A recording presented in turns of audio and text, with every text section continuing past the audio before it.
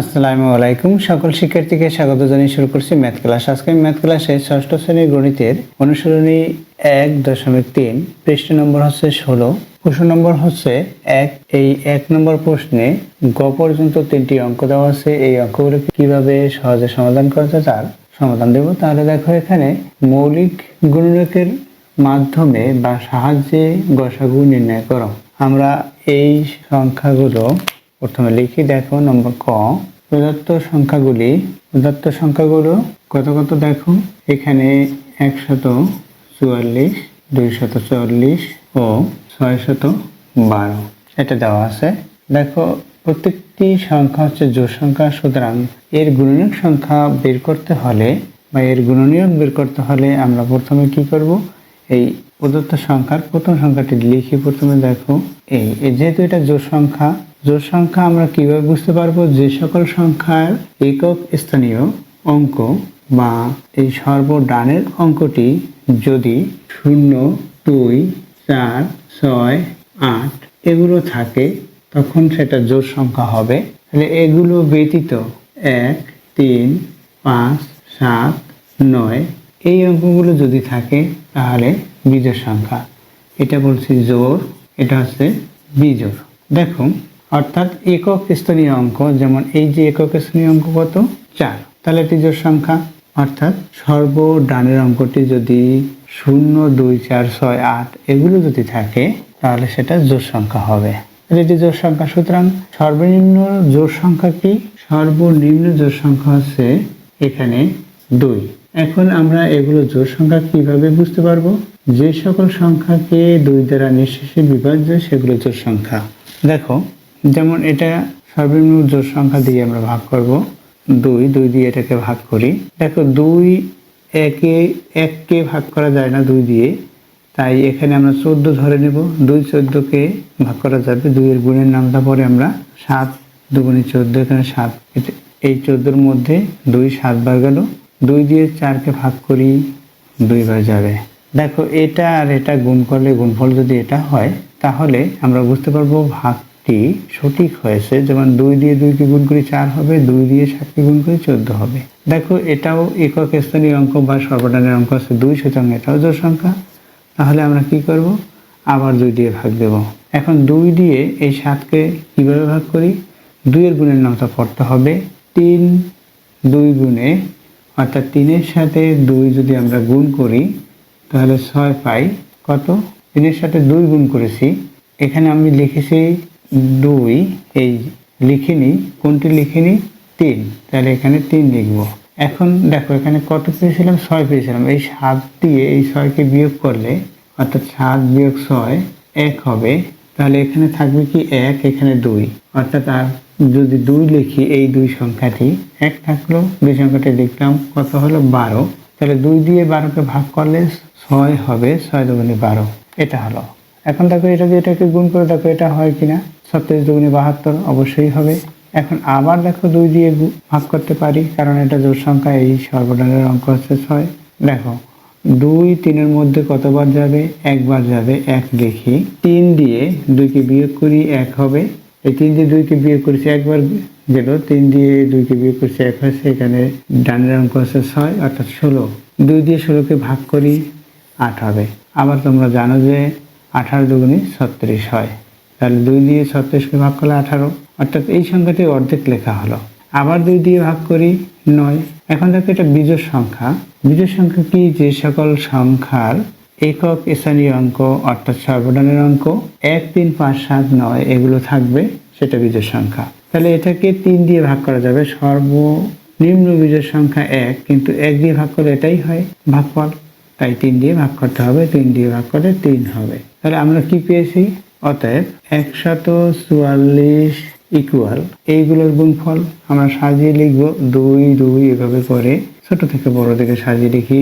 এখানে কয়টি 2? 4টি লিখি।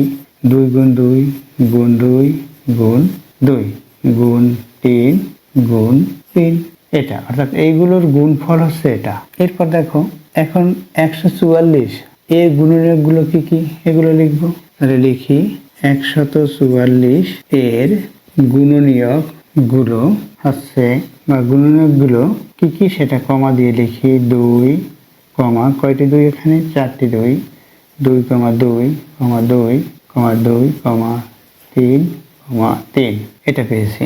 এই যেভাবে ভাগ করছি অনুরূপভাবে এখন 240কে ভাগ করি। তাহলে দেখো কিভাবে করতে হয়। লিখি 240, যেহেতু এটি জোড় সংখ্যা সর্ব ডানের বা একক শ্রেণীর অঙ্ক হচ্ছে 0, তাই আমরা 2 দিয়ে ভাগ করব। 2 এই 2 এর মধ্যে কতবার যাবে? একবার, অর্থাৎ 2 দিয়ে 2কে ভাগ করলে ভাগফল 1 হয়। 2 দিয়ে 4কে ভাগ করি, 2 এর সাথে 2 গুণ করলে 4 হবে, অর্থাৎ 2 দিয়ে 4কে ভাগ করলে 2 হবে। এখানে 0 আছে, 0 লিখি। আবার 2 দিয়ে ভাগ করি, 2 12 এর মধ্যে কতবার যাবে? 6, এখানে 0 আছে, 0 লিখি। আবার 2 দিয়ে ভাগ করি, 2 6 এর মধ্যে কতবার যাবে? 3, এই 0 আছে। 2 30কে ভাগ করি, 15 দুগুণে 30, অবশ্যই তোমরা এটা জানো। এখন দেখো এটা বিজোড় সংখ্যা, সুতরাং আমরা 3 দিয়ে ভাগ করে দেখব 3 দিয়ে ভাগ করা যায় কিনা। 3 5 15, 5 হলো। কত পেলাম? এই সংখ্যাগুলো পেয়েছি, সেটা লিখব। অতএব আমরা এইভাবে লিখব, অতএব 240 ইকুয়াল এই সংখ্যাগুলি গুণ করে এখানে লিখি। এখানে 4টি 2, 2 গুণ 2 গুণ 2 গুণ 2 এবং 3 গুণ 5। তাহলে 240 এর গুণনীয়কগুলো হলো, সেটা আমরা লিখব। অতএব 240 এর গুণনীয়কগুলো, অতএব 240 এর গুণনীয়কগুলো কি কি কমা দিয়ে লিখি। 4টি 2, 1টি 2টি 3টি, এই 4টি 2 লিখলাম, এরপর 3 5। এরপর দেখো 612, এই সংখ্যাটি আমরা গুণনীয়ক নির্ণয় করব 612। দেখো 612 এটা জোড় সংখ্যা, সুতরাং আমরা 2 দিয়ে ভাগ করব। 2 দিয়ে 6কে ভাগ করি, কত? 3 হবে।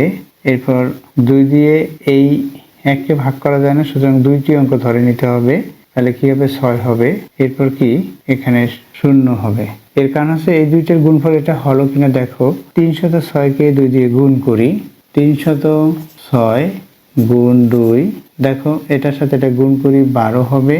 12 2 হাতে 1, অর্থাৎ এই 12 2 লিখেছি, এই অঙ্কটি থেকে গেল এক সংখ্যাটি। এখানে 2 দিয়ে 0কে গুণ করি, 0 হবে। 0 সাথে 1 যোগ করি, 1 হবে। 2 দিয়ে 3কে গুণ করি, 6 হবে। তাহলে দেখো এটা একই, সুতরাং এই ভাগফলটি সঠিক হয়েছে। এখন দেখো এটাকে আবার ভাগ করব। 2 3 এর মধ্যে কতবার যাবে সেটা না করে 30 এর মধ্যে কতবার যাবে সেটা লিখে দিতে পারি। যেহেতু এটি 0, তাই 2 দিয়ে আবার ভাগ করলে এখানে 15। এরপর এখানে কত হবে? 2 দিয়ে 6কে ভাগ করলে 3, অর্থাৎ 153 পেয়েছি। এখন 153 সেটা আবার এখানে লিখি, 153 লিখলাম। এখন দেখো এখানে সর্ব ডানের অঙ্ক 3, সুতরাং এটি বিজোড় সংখ্যা। আমরা দেখি 3 দিয়ে ভাগ করা যায় কিনা। 3 দিয়ে 15কে ভাগ করা যায়, 5 হবে। 3 দিয়ে এটাকে ভাগ করলে, অর্থাৎ 3কে ভাগ করলে ভাগফল 1 হবে, 51 হলো। এখন এটা দিয়ে এটাকে গুণ করি 3 দিয়ে 5কে গুণ করি 15, সুতরাং ভাগফল সঠিক হয়েছে। এরপর দেখো এটা যেহেতু বিজোড় সংখ্যা, আবার 3 দিয়ে ভাগ করি। 3 5 এর মধ্যে একবার যাবে, অর্থাৎ 3 দিয়ে ভাগ করলে প্রত্যেক 5 ভিতরে একবার যায়। 5 দিয়ে 3কে বিয়োগ করে 2 এবং একক শ্রেণীঅঙ্ক 1, অর্থাৎ 2 1 21 হলো। 3 দিয়ে 21কে ভাগ করলে 7 হবে, কত হলো? 17 হলো। এখন 17 একটি যেহেতু মৌলিক সংখ্যা, সুতরাং 17কে 17 দিয়েই ভাগ করতে হবে, তাই এটা ভাগশেষ আকারে রেখে দেই। তাহলে কি পেয়েছি আমরা? 2 2 3 3 17, এই অঙ্কগুলো পেয়েছি। এটা এখানে কিন্তু ভাগ করেছি, এখানে ধরছে না বিধায় এখানে লিখলাম। তাহলে কি লিখতে পারি? অতএব 612 ইকুয়াল 2 গুণ 2 গুণ 3 গুণ 3 গুণ 17, এটা পেয়েছি। অর্থাৎ এই অঙ্কগুলোর গুণফল যখন 612 হবে তখন এটা সঠিক হবে। তাহলে কি 612 এর গুণনীয়ক, অতএব 612 এর গুণনীয়ক কত কত দেখো, 2, 2 3, 3, 17, এটা হচ্ছে 612 এর গুণনীয়ক। এখন আমরা কি করব? এর সাধারণ গুণনীয়কগুলো নির্ণয় করব। যেহেতু গসাগু বলেছে, অর্থাৎ এই যে সংখ্যাগুলো পেয়েছি গুণনীয়কগুলো, এটা পেয়েছিলাম, এরপর কি এটা পেয়েছি, এরপর এখানে এটা পেয়েছি। এই গুণনীয়কগুলো শুধু মাত্র এর মধ্যে কমনগুলো লিখব, অর্থাৎ সাধারণ গুণনীয়কগুলো লিখব। দেখো কমন কি? কমন আছে 2 বা ততোধিক রাশি বা অঙ্কের মধ্যে যেসব সংখ্যাগুলো একই সেটা কমন, অর্থাৎ সব কয়টি যদি একই হয় সেটা কমন। যেমন দেখো এখানে একটি 2 আছে, এখানে 2টি 2, এখানে 2টি 2 এখান থেকে নিতে হবে, এখান থেকে 2টি 2 নিতে হবে, এখানে একটি 2, এখানে একটি 2, এখান থেকেও একটি 2 আমাদের নিতে হয়। তাহলে কি? অতএব আমরা এখানে অ্যান্সারটি লিখি। দেখো অতএব কি লিখব? প্রথমে প্রথম অঙ্কটি ছিল বা সংখ্যাটি ছিল 144, 240 ও 612 এর মৌলিক সাধারণ গুণনীয়ক। মৌলিক সাধারণ গুণনীয়ক কি পেয়েছিলাম? এখানে 2, সব কয়টার মধ্যে দিয়ে একটি 2 লিখলাম, গুণ চিহ্ন, এরপর এখানে একটি 2, এখান থেকে একটি 2, এখান থেকে একটি 2, সেটা লিখলাম, গুণ চিহ্ন।